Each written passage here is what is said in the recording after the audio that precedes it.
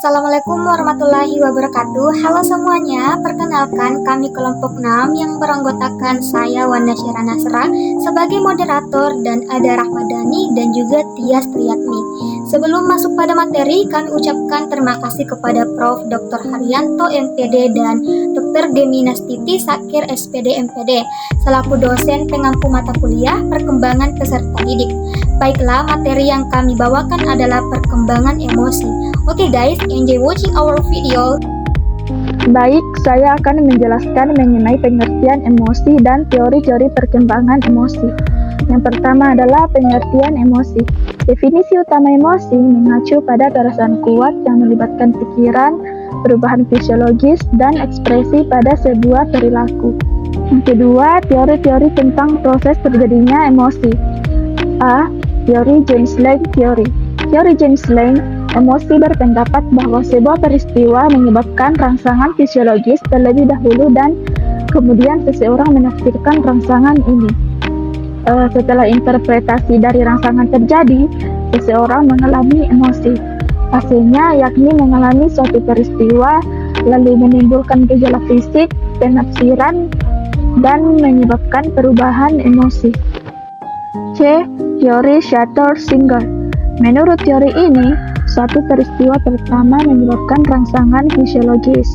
Kemudian seseorang harus mengidentifikasi alasan untuk stimulus ini, dan kemudian dia mendapat pengalaman yang disebut emosi. Pastinya yakni mengalami suatu peristiwa, lalu menimbulkan gejala fisik, alasan, dan menyebabkan perubahan emosi. Selanjutnya adalah teori Lazarus. Teori Lazarus menyatakan bahwa pikiran harus datang sebelum emosi atau rangsangan fisiologis.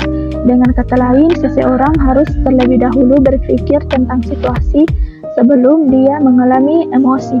Pastinya yakni mengalami suatu peristiwa pikiran, emosi, lalu menimbulkan gejala fisik.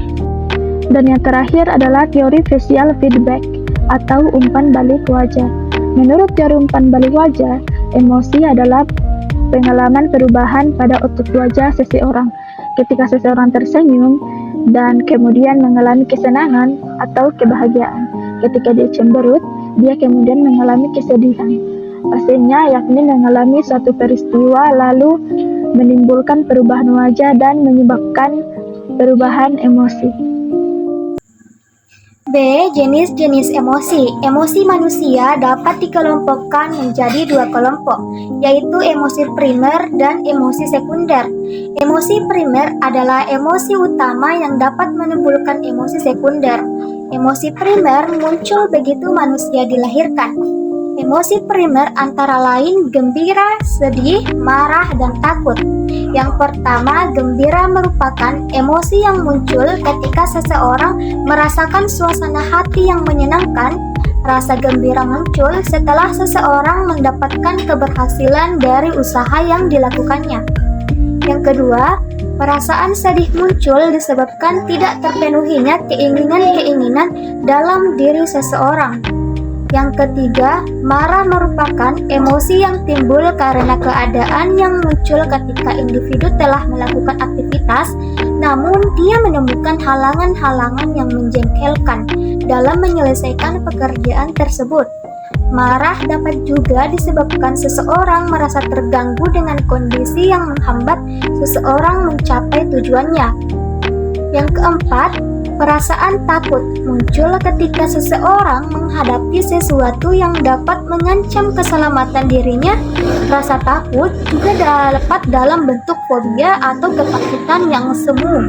Misalnya, takut terhadap ketinggian meskipun pada tempat yang tinggi tersebut kondisinya aman. Sedangkan emosi sekunder adalah emosi yang timbul sebagai gabungan dari emosi-emosi primer dan bersifat lebih kompleks. Emosi sekunder berasal dari kesadaran dan evaluasi diri. Emosi sekunder antara lain malu, iri hati, dengki, ujub, kagum, takjub, dan cinta.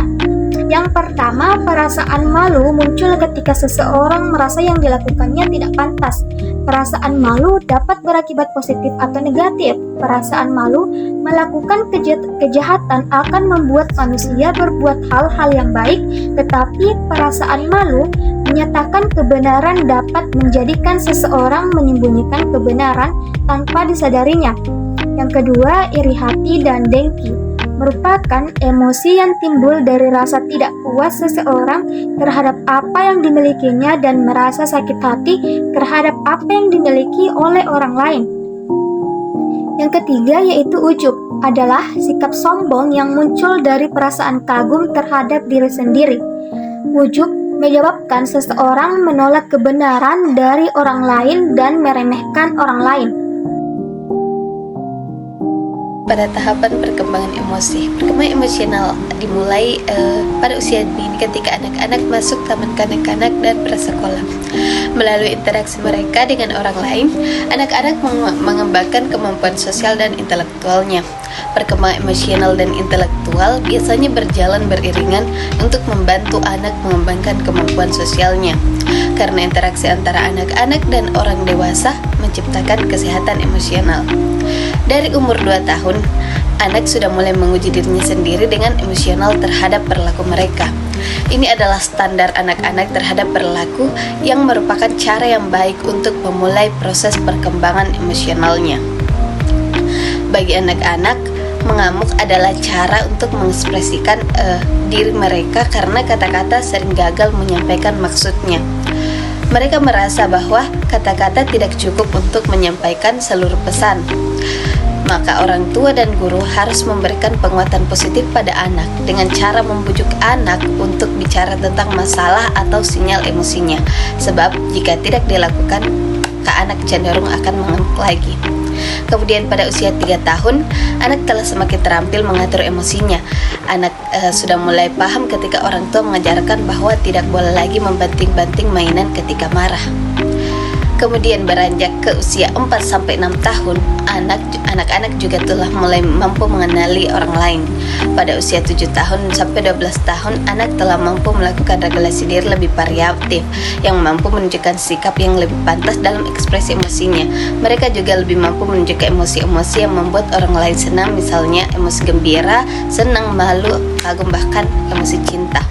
Remaja usia 12 sampai dengan 18 tahun, sejalan dengan perkembangan kognitifnya telah mampu menerjemahkan situasi sosial yang tepat untuk mengekspresikan emosi.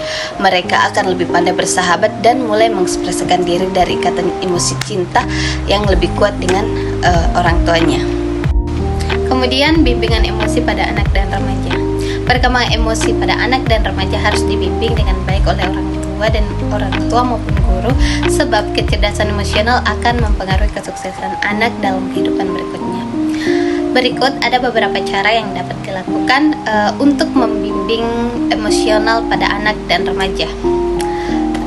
Pertama-tama, ajarkanlah kepada anak bahwa bangga diri adalah sikap yang baik untuk membangun rasa percaya diri. Namun jangan berbangga diri secara berlebihan sehingga menyebabkan kesombongan. Kemudian ajarkan kepada anak bahwa marah merupakan kekuatan yang harus ada pada diri manusia, terutama perasaan marah ketika melihat orang lain melakukan maksiat. Tetapi seseorang tidak boleh marah berlebihan sehingga dia tergoda oleh godaan setan. Ajarkan kepada anak bahwa cinta merupakan emosi yang paling baik dalam diri manusia, tetapi manusia harus menempatkan cinta kepada Allah di atas cinta kepada yang lainnya. Kemudian ajarkan kepada anak untuk mengelola rasa bencinya dengan baik. Penting juga mengajarkan kepada anak untuk mengelola rasa cemburunya dengan baik, serta ajarkan pula kepada anak untuk menghindari sikap yang sombong.